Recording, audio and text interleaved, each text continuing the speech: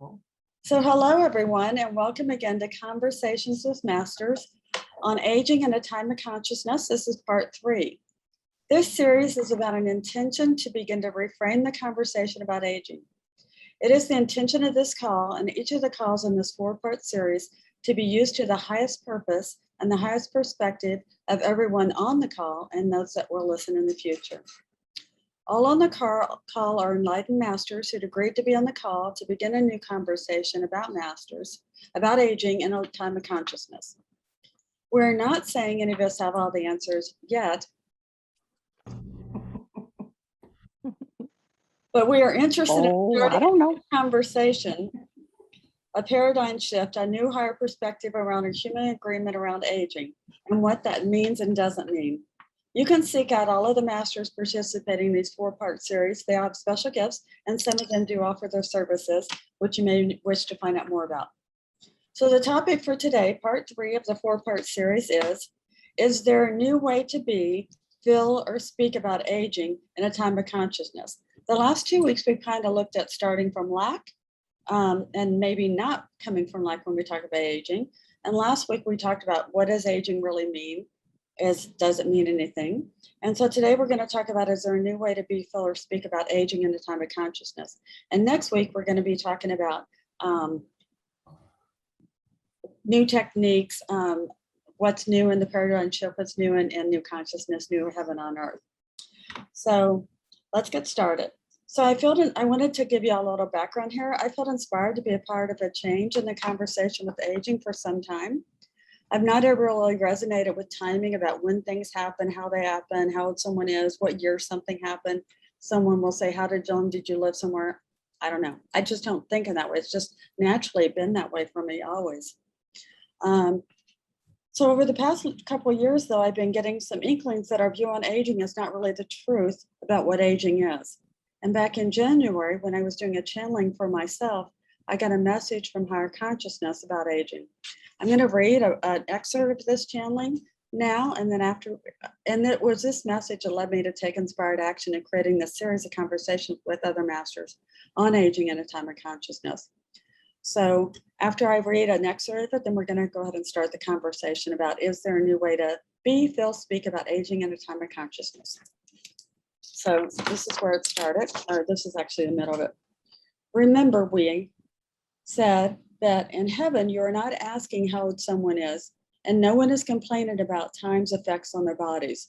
Your body is so precious to you and to us. You came to earth to experience light and density in a container, not a feeling of weariness. It is a beautiful container to allow your light being to experience the wonders of density, and is not a limitation to a human, only a limitation to light. But that does not connote that density is a bad thing. Quite the contrary. It is your choice to be in this form for a time. As it is your choice to bind the necessity of due to time, you must have deterioration and lack. For so long, you, talking about all of us humans, have looked at aging as a sign of lack. Lack of vitality, lack of beauty, lack of function, lack of desirability, lack of luster, lack of flexibility, lack of mobility, lack of vision, lack of dewiness of skin, lack of hair, lack of softness. It does not have to be this one way.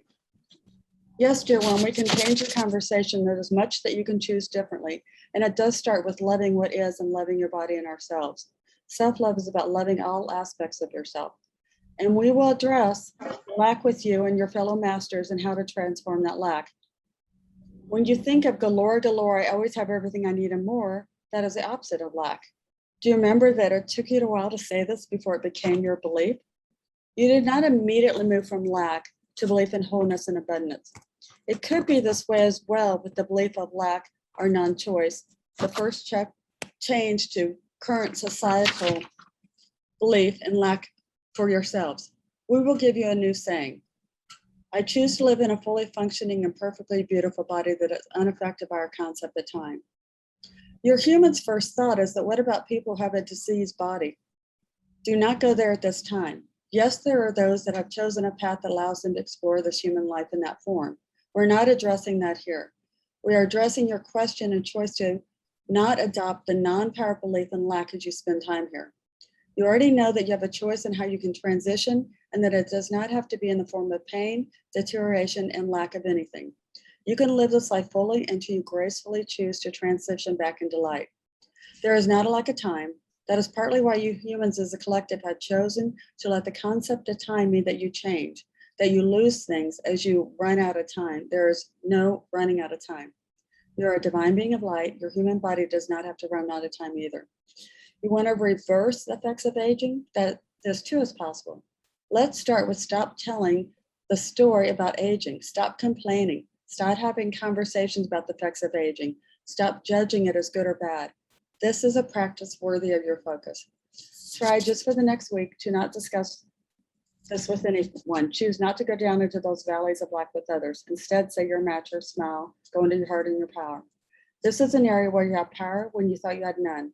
Choose power, choose abundance of vitality, time, life, beauty, physical regeneration, and strength, and fullness of life and force. So it went on. So I wanted to kind of start, I think, Sophia, this was something that you mentioned on one of our first calls, that you went to a party and everybody was talking about aging. So you made a different choice then. And what choices have you made since then about how you talk about life? And then everybody just jump in. I'm just feeling into that. It's interesting. The other day, I had an experience where as soon as I turned 50, and it was that conversation that I had at that party recently, everybody was turning 50. And as soon as you turn 50, somehow all these ailments start to appear. And I noticed my eyesight when I'm reading it's my long-sightedness wasn't as sharp as it used to be. And I recall just having that awareness right there and right then that, oh my God, I'm going to have to buy glasses soon to start reading. And isn't it interesting how we just jump into that immediate judgment of that?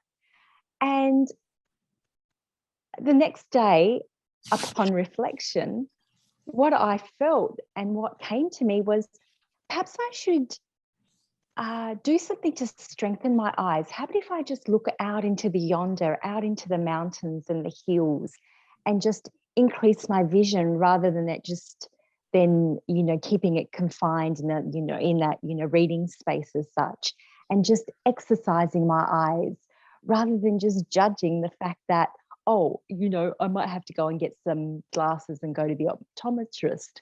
So I think it was definitely a change of just restructuring that belief and coming from a higher place rather than that judgment of it.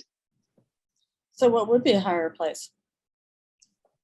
Exactly that of, well, I can see now my eyes are perfectly fine. And if it means that I just need to exercise them a little bit, and then that for me is a higher perspective than focusing on going to the optometrist and, doing something about the issue of telling that story eyesight over and over again, right? Yes. Yeah, that's right. Yeah.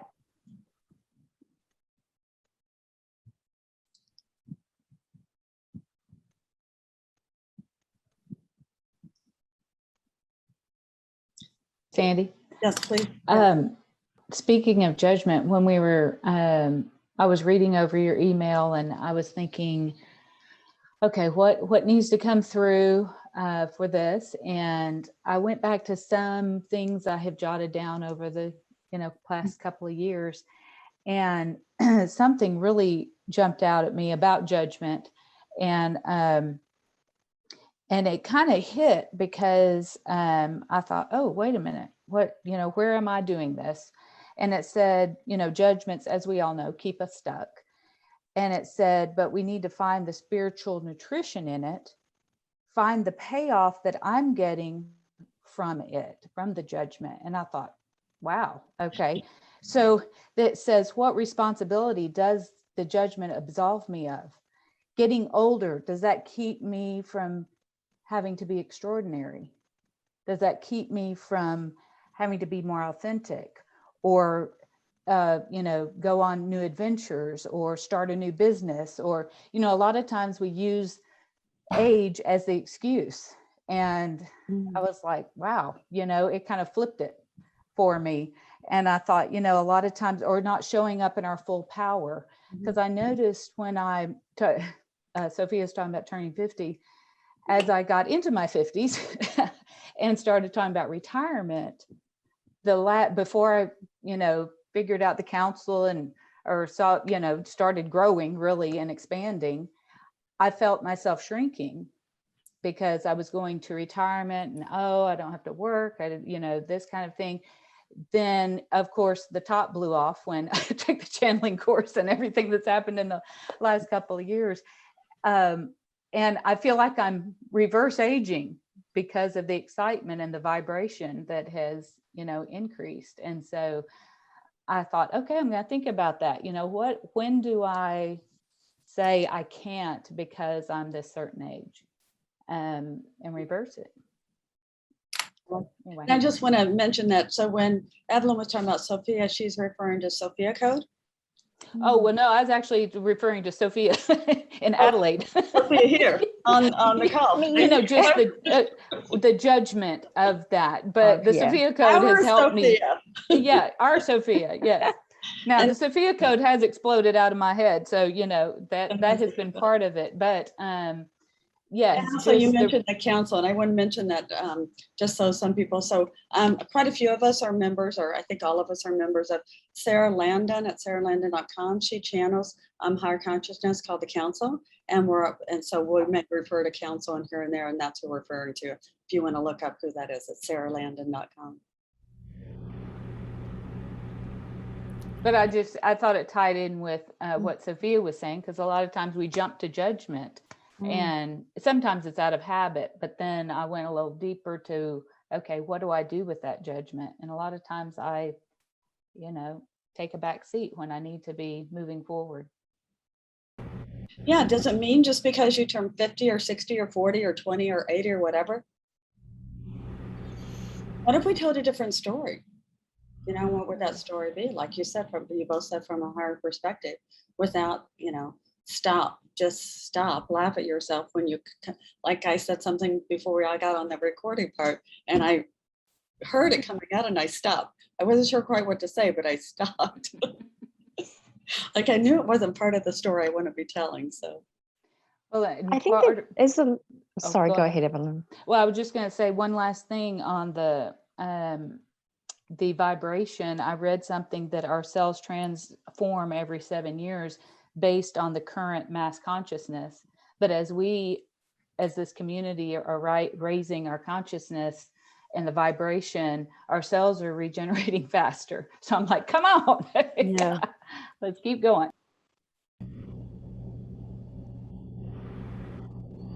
Were you going to add something? Oh, yes. I just was going to say about resistance. There seems to be a lot of resistance around aging.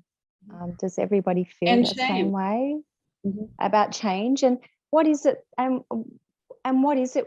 What's wrong with needing to buy glasses anyhow? And thank you. I mean, what's the judgment there as well? Like, there's nothing wrong with that. And there was a judgment and resistance to, oh gosh, I would need to go to the optometrist and go and buy some glasses. Oh, well, we don't does it matter?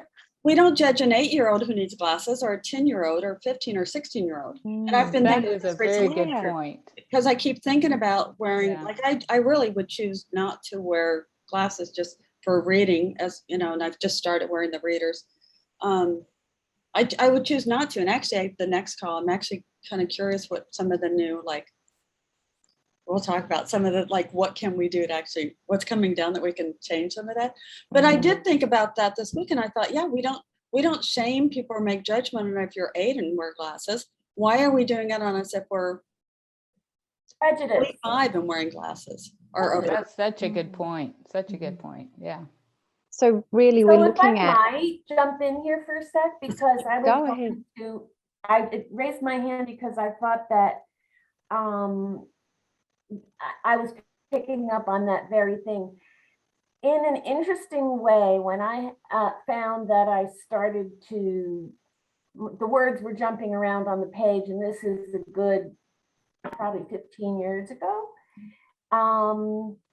I didn't understand it. My brain couldn't compute what was happening. And then somewhere along the line, I kind of got a sense that maybe, you know, I might need some glasses or something. And I have to tell you, I was kind of excited about it, you know?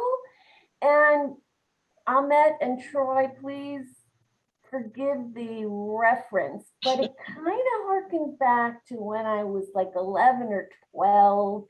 And in elementary school, they took the girls into an auditorium and they took the boys into an auditorium. They're telling the girls about what happens around this time. And, you know, and it's like, there was some kind of excitement about this next phase. Like a rite of passage? Yes. And, you know, as I'm listening to you guys chat about this, I'm realizing that for my own good, apparently, I had that approach or that mindset where it was just like, oh, and it kind of felt like, you know, like if we have really integrated that there is nothing wrong with gray hair, wrinkles, you know, aches or pains or whatever. It's like, you know what? Like you guys, I wasn't able to join last week, spoke about elders, you know, elders. That's a very cool thing. That's something I aspire to be. And there is a, like not only a freedom, but a power in that. And that you don't have to put so much focus and attention on,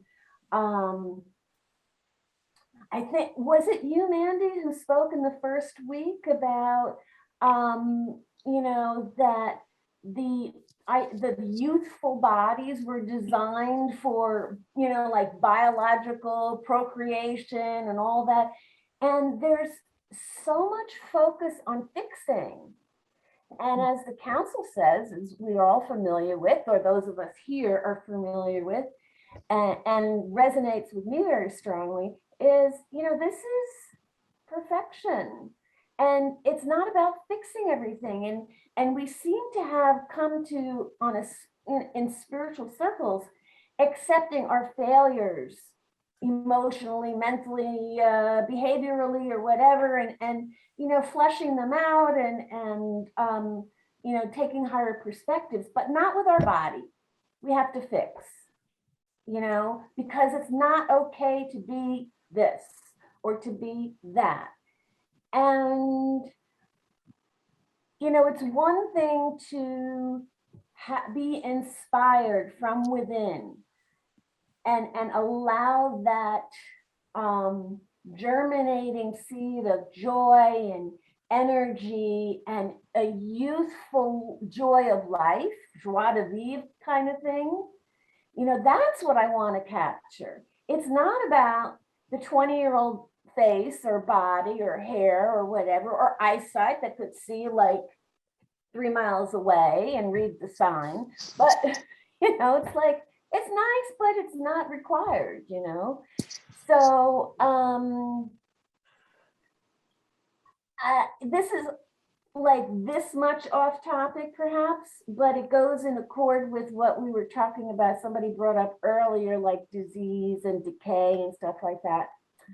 I'd say a couple of weeks ago, I was, they did an ultrasound on my thyroid, and they found 4 nodules that they want to biopsy.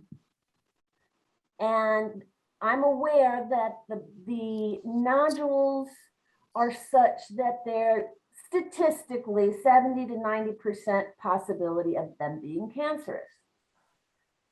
And I was like, oh, not exactly what I had in mind right now, but let's see what happens with this, you know? So I just kind of took it like the glasses, and part of it was made easier because I am aware that thyroid cancer is not typically one where the mortality rate is high. I've been there 20 plus years ago. I was there with, you know, a more serious kind of cancer, and I'm here.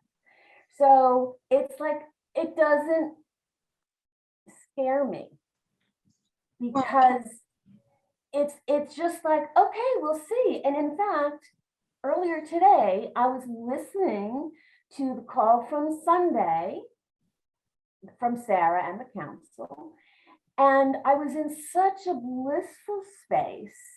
Yeah. What she was saying, and it's like, I'm okay with anything, including Because- transitioning, if that's Well, if that's what my soul is leaning towards. But I suddenly saw my thyroid pink and smooth and glowing, and I'm like, oh, well, who knows? Maybe it's just to surprise the doctors when I go in a couple of weeks and say, what happened to we can't find him. And it's like, I'm not saying that that is what I'm expecting, or, you know, if it doesn't, I'm gonna fall apart. But it's like, that's what I'm gonna play with while I have to wait for these appointments and the results, because it's like, you know, this is what my preference would be. And wouldn't it be fun and cool to make everybody go, what happened? well, You know? and I think, Sylvia, that's a great example of looking at something that maybe people judge or look negative, just like, and looking at it from the higher perspective. What is the higher perspective? And you're right. We're not necessarily saying that the opposite of that with aging, we're all going to look like we're 15 or 20, whatever. Maybe somebody's goal, and if it is, that's fine. But we're saying, I think that we don't have to buy into that. We have to deteriorate, and we don't have to get decrepit. So somebody, Tori, You know, it's interesting. I've never thought of this before, but isn't it interesting in our culture? Once you started getting 30 or 40, they condition all of us to say your mental faculties will start deteriorating. They start to say, oh, you're getting senior moments. Oh, you're forgetting more. And that you also become solidified in your views, that you can't be open to changing anything. And they really almost condition us to believe that as a condition of age passing, that things will go awry.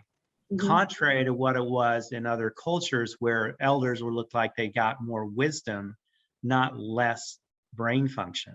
But in our culture, which really exalts the 20-year-old and, you know, sends off to retirement the 70-year-old, there's something that we are literally being pushed into, that whole idea that, oh, I've got to get more of these supplements. I got to do this because I'm going to start deteriorating my mental function. And sure enough, that's what we create for ourselves as a whole culture. Exactly. So it's like what you focus on becomes a reality. So if you're focusing on, I don't want to get this, I don't want to get this, I don't want to get this, what do you focus on, Tori, right? You're focused. Right. And people will all say, yeah, I've seen your moments, or yeah, I've got to, I don't know, it's just going, it's not leaving me. I can't have my memory anymore, you know? And that's been because they told you that's what's going to happen. Which leads into more like, even with my channel, that got, you know, quit telling the story. Yeah. Quit telling that story. And in addition, I'm sorry. Yeah, I just want to dovetail to what Troy just said.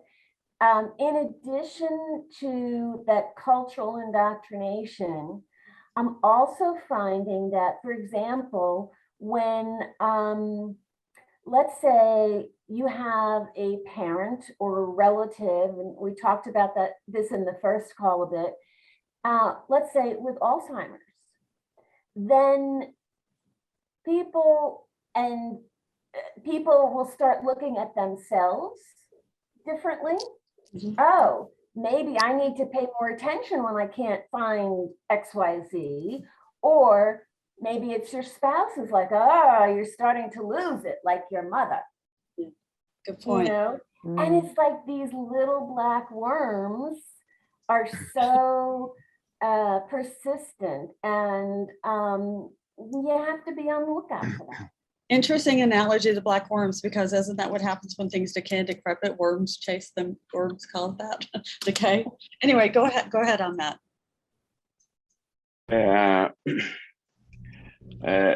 Our subconscious mind believes that aging is getting closer to the day of death.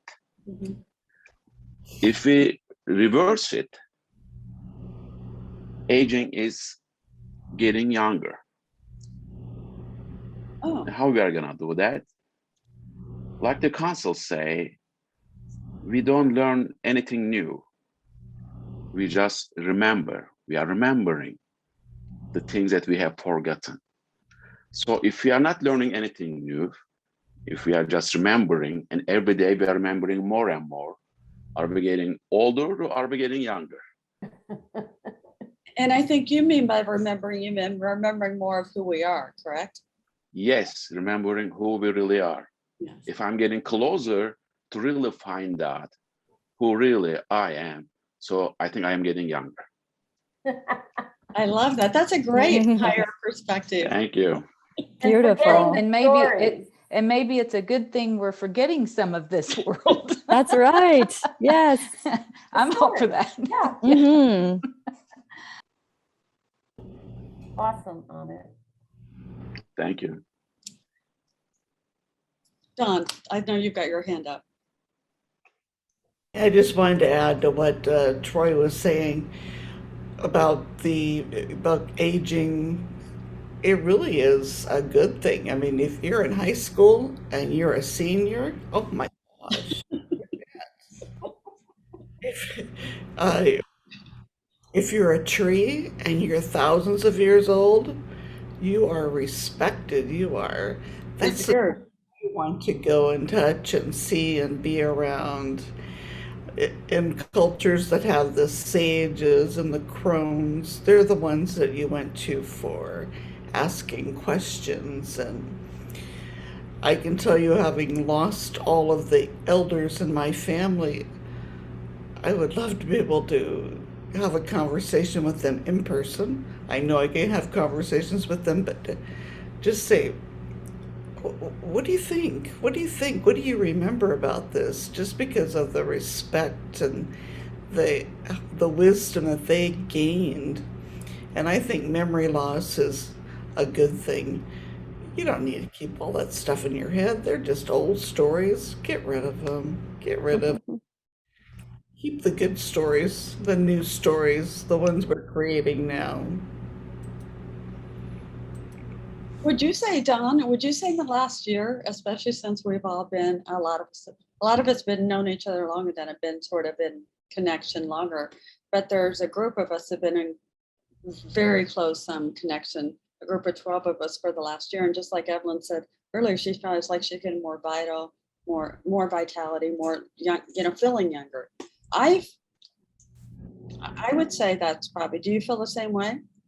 Yes. Do you feel like the more you're into the new consciousness is coming, and everybody feel that way? I feel the more Yes. light that I'm bringing in, I think that's changing everything about how I feel about aging and my body and life in general and consciousness. Consciousness is everything. Well, and I have to say, since the council and Sarah talked about, stopping the stories, and we were talking about it earlier, I have consciously stopped talking. When someone at work is talking about their ailments, I just find something else to do. I don't engage, and I don't need to tell them about mine. And mine seem to disappear too when I don't tell the story. They, either lessen or one thing that I can't remember where I was, but someone someone doing channeling. They said, I was having a little trouble with my hip, just, it was from sitting too much at my desk. And they said, what if you change that story to every time you felt that pain in your hip, another soul became awake?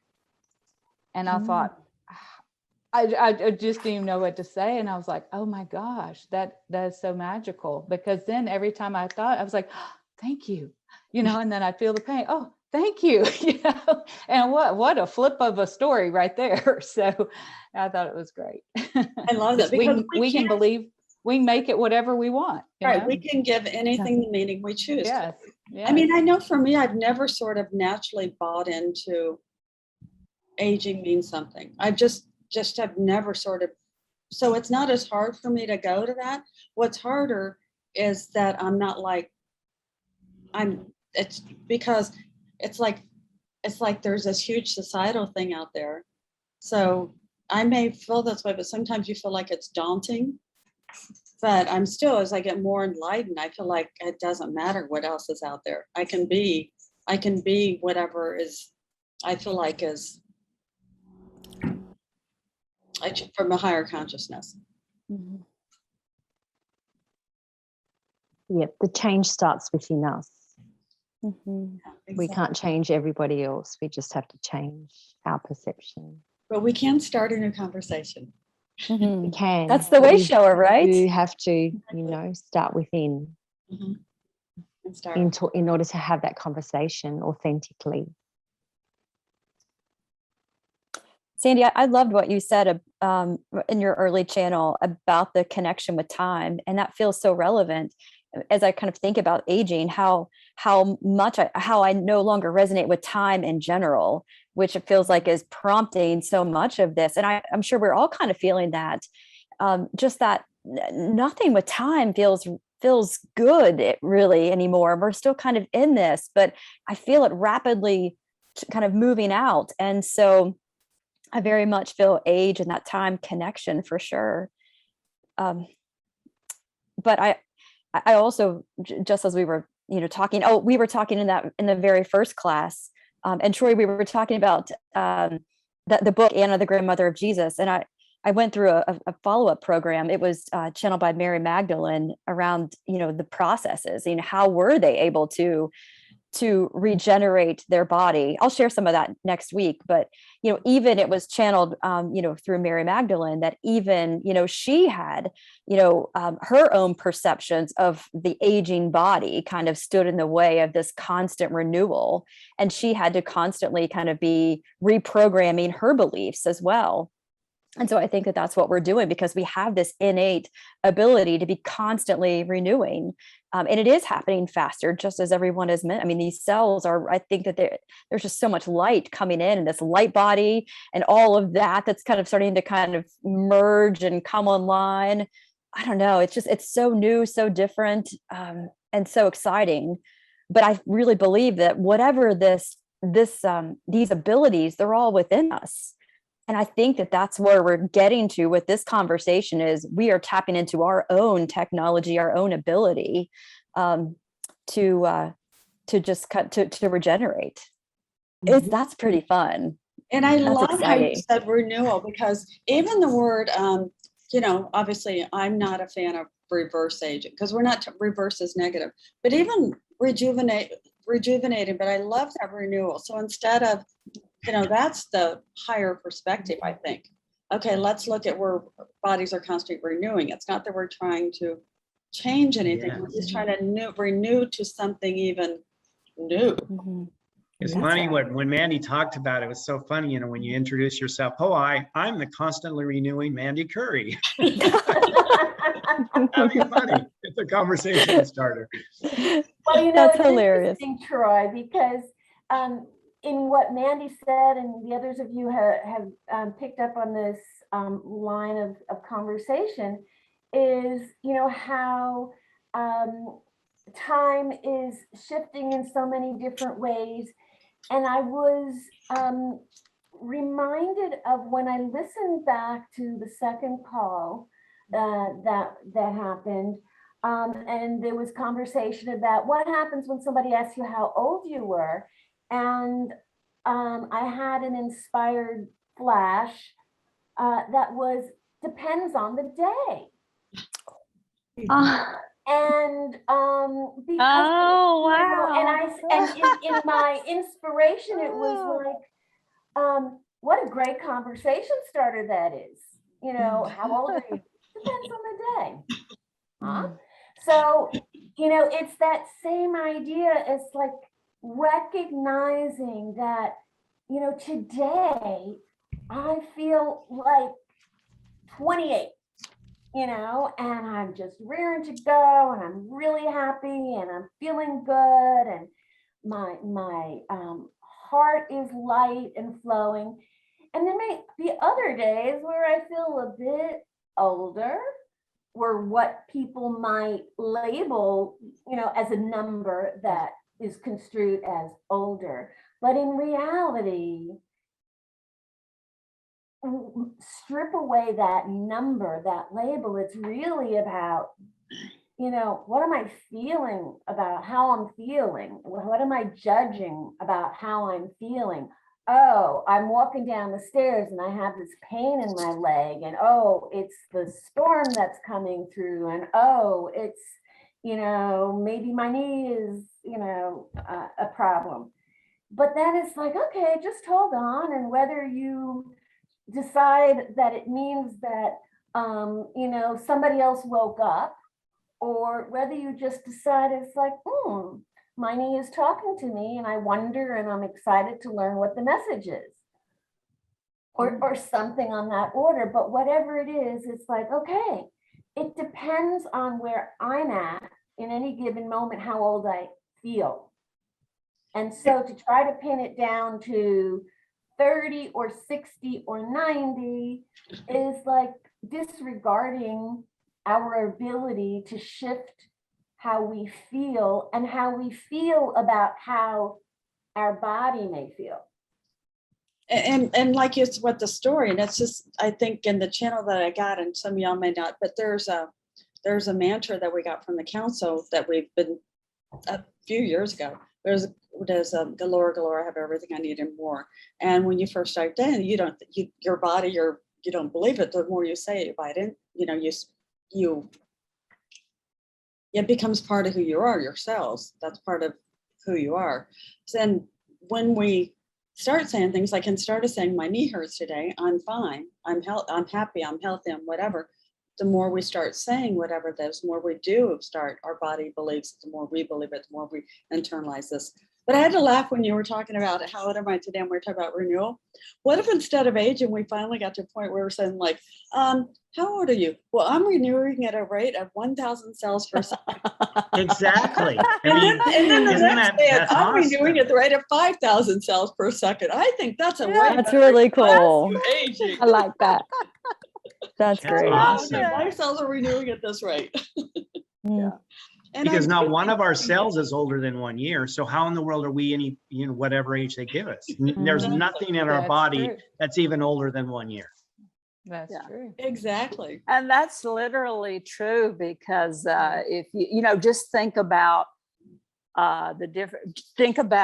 genetics and epigenetics. And so the old was your DNA controls, you know, that's what your DNA, and it turns on and off. And so you inherited your DNA, and the DNA you have, that spells out, that DNA expressing is who you are. And so that was, you know, what was discovered or believed for a long time. And now we know that's not true. We know it's epigenetics. DNA is just a blueprint, and your consciousness, your state of being expresses the blueprint.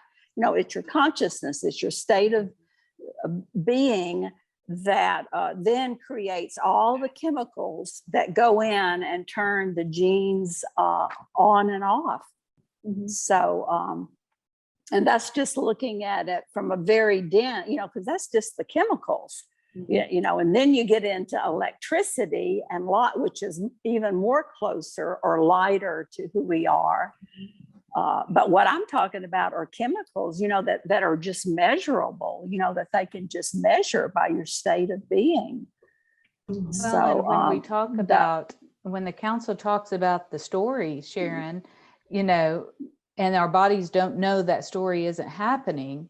So our bodies are releasing those chemicals when it's not even happening. And so if we stop the stories, we stop the chemicals, you know, that kind of goes into next week's topic, I think. But you know, it's all back to the stories again. Back to stories. Yes. And that's why even when we were talking about earlier, like I said, I don't really want to wear the cheater only because it's a, you know, I don't want to buy them and wear whatever. It's a pain. It's not even a vanity thing at all. But to me, it was like, oh, this might be really fun to play with. It's not that it's bad that it might be really just fun to play with something that's that, I don't want to say simple, but something that's, you know, maybe that malleable to play with in the future and see what we can. But like you said, we used to say that DNA, like you couldn't change your DNA. That was it. You said there's learning, there's more and more that's. Well, and our light body has a crystalline chromosome DNA. It's building bridges. I mean, we can get really deep here if we want. Or really light or really far out. It's wonderful. It's so exciting. I had a reading, I don't know, it was probably like a year or so ago, and she was tapping into the age of my soul, which was like, you know, it 6.5 billion years old. I mean, 6.5 billion, you know, and day over. I know. See, who knew, right? Right. But it's kind of cool. And she was like, oh, 6.5 billion. And I'm, you know, and so anyway, I'm like, that's kind of a new way to look at it, you know? Oh, so this is really nothing, right? This is a drop in a hat. You could be 800 years old and you'd still be a child. No, I know. Like, you know, if we sort of, I don't want to use the word believe, that's not the correct word, but as we understand and we realize that we are light bodies that have existed over time in different bodies, and that this is, you know, we hear this from other entities that channel through other beings too, but we certainly hear this from council, is that we are, you know, this is the place to be. Like everybody wants to be having this human experience. This is a cool thing. We're the ones as human that make it kind of this dense, not fun thing, including that make even the aging deteriorating, but it's not, it wasn't the intention. And we really do have a possibility to look at that completely different. And just like Ahmet said during our first call, he knows that he's capable of going to the place where he's ready to leave his body and he doesn't have to deteriorate, right? And that, I'm paraphrasing you on that, but yeah, well, they'll do that, yes. So I just think there's so many possibilities out there. And in the meantime, let's, you know, we have a choice. Every moment we speak to someone or we speak ourselves, we have a choice in how we communicate that. Now, granted, sometimes people, I think I said before, if they said, you know, they asked me, my dad's sick, how old is he? Everybody, first question. And I don't know, they get mad that I don't know. You know, so there's, and people don't always understand that I think different about this, but that's okay too. It's okay. Yeah. That's right. I don't have to okay everyone. Yeah, that's okay. And it's okay if anybody else out there wants to start looking at things from a higher perspective, looking at things from a new way of being, giving new meaning to things. That's, you know, go for it. You have our permission. That's for sure. So we have about maybe about 5 minutes left. So I guess we'll do some wrap ups. I think we had like last week. I really liked when we opened it up, so people wanted to add, and I thought we had some really great things to add to the whole conversation. So I'm just opening it up to last thoughts. Anything anybody wants to add? Anything they want to say? Or yes. Well, I'll just follow up.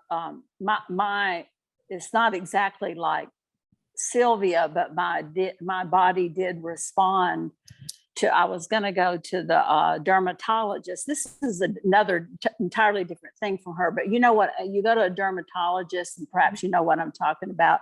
where you have these little growths and different things. And so I had different ones on my body. And I said, well, I think, okay, I'm going to go ahead and go. And I went by my primary care and she said, yeah, go ahead and go. Yeah, you do. Go ahead and go to the dermatologist and do that. And I thought, oh, okay, well, I'll just do that. How fun. I get to have two people take care of me. And I said, okay, I'll do that. And I want you to know that things fell off of my body, went away, fell off before I had, because it was a little while before the appointment. So it is entirely possible. Now, not everything, some of them stay, but it doesn't matter because she said, oh, I can help you with that. We'll take care of that. But I just laughed and, because I was going to do my list and I said, Sharon, you might get kind of nervous. So think about, have your little list, what needs to be looked at, to double check in case you get in there and you're just kind of nervous. And so I said, oh, where? And, and they came off my body, fell off, gone, they're disappeared. So I just winked at the council, and I just laughed. And I just thought, this is how it's going to be. This is how it is. It's already starting. I'm so glad you brought that up, Sharon, because I actually want to address something for people watching this, because I don't want people, I'm sure people will look at this, and Sylvia shared something that was personal about it. She's going to be looking at getting tests further on something. And humans are normal. You might fit in there and go, oh, I'm so sorry. Oh, are you okay? And if our viewers may notice we didn't do that. That's because we chose to not buy into another story. We're choosing to agree with Sylvia about a better story she's creating. So it's not that we're being cold or heartless. That's not the case. We all care about Sylvia, but just all things are possible. That's our higher perspective and how we relate to someone. We hold space for them, but we also want to buy into their higher perspective. Somebody else wants to say something about that. Great point. Thank you for saying that. That's wonderful. Yeah, thank you for that clarification. And thank you. I would think that it was apparent. To me, I didn't need that to be spelled out because you feel it. You did, and I wasn't looking for that. Yeah. And truthfully, I would say a lot of people don't necessarily look for that, especially people who are on a track to raise their consciousness and bring more light in. They're not looking for pity.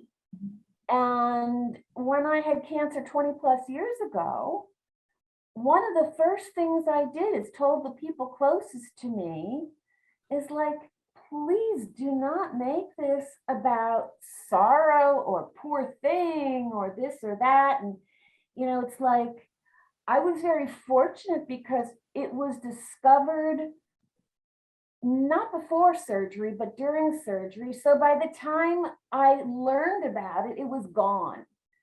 So I was easily able to take that and say, I never had cancer. I had it. I mean, it's like, I don't have it. I never had it in the present. It was always like, I had it, And I actually, my dad had explained at one point, it's like, oh, I ran into Mrs. So-and-so and I told her you have cancer. And I'm like, hold the phone. No, please do not continue to support that notion. And I was very clear with all my family and they honored that. And, I felt supported. And, I think it's more critical to have people around you supporting you in that way, as you guys were doing, as my family did. And also in terms of doctors, you may be called to support you in whether it's a dermatologist or an oncologist, doesn't make a difference. And it's like, oh, this is not a problem. It's not a problem. We don't have to have it be a problem. and we'll just work with what we have and what we know. And, you know, if I were called to some alternative therapy, that's a whole different thing. And then I follow that knowing, you know, so it's not like this path is wrong path and this path is the right path. And you should be, you know, not relying on the money making blah, blah, blah, blah, blah stories, or just say, you know what, I am trusting in what I have before me until I don't. And then, you know, but it's more important that, you know, those support people are truly supporting every aspect of you. Okay. And that includes your mindset. Which is a whole nother conversation about doctors. So, but Yeah. thank you for sharing that. What else does anyone want to add about our topic today as a last minute? I'll just add, Sandy, how divinely timed all this is, that this happens to be on the new moon, and what a perfect time for us to set these beautiful intentions of this renewal and this regeneration, or whatever we want to call it. But it's a perfect day to kind of launch those out into the world and let the moon energies take it even further. But that kind of feels like there was some orchestration in that. That's awesome.